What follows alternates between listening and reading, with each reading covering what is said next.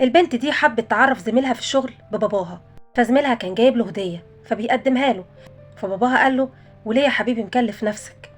مفيش داعي للهدية دي.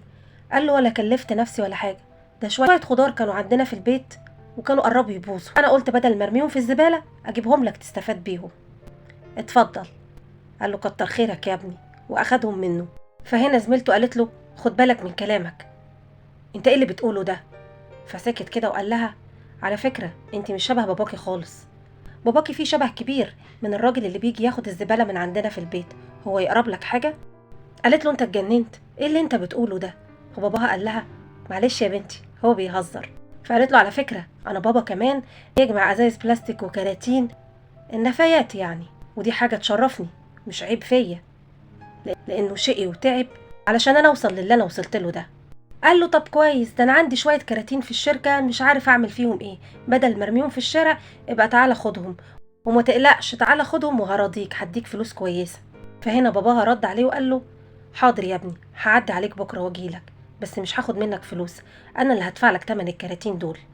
فقال له: رغم ان انت فقير ومحتاج، لكن بتحب تبين نفسك كريم، مش لايق عليك بصراحه. وفضل يضحك. هنا البنت اتعصبت عليه وزعقت فيه، قالت له: كفايه كده. فاتخض. قال لها: طبيعي صوتك عالي لانك متربيه في وسط عيله فقيره، اكيد معلموكيش انك تتكلمي بصوت واطي.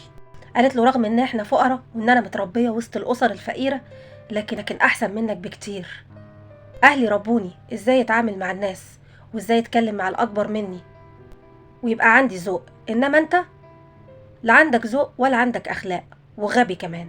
فقال لها: انا لو رحت اي مكان الناس هتحترمني علشان فلوسي، انما والدك ده جامع القمامه، لو راح اي مكان محدش هيحترمه. فرد عليه والد البنت وقال له: انا في اي وضع استحق الاحترام، سواء كنت غني او فقير، ولعلمك الدنيا مش دايما لحد، النهارده معاك بكره مش هيبقى معاك، واللي بتعمله النهارده مع الناس هيتعمل فيك بكره. واخد بنته ومشي. لأي واحد مغرور اسمع الكلمتين دول، لو فاكر نفسك فوق الدنيا هتخليك تنزل من غير سلالم. الغنى مش في الجيب، الغنى في الأدب والتواضع. لو متفقين معايا في الكلام ده اكتب لي موافق، وما تنساش تصلي على النبي.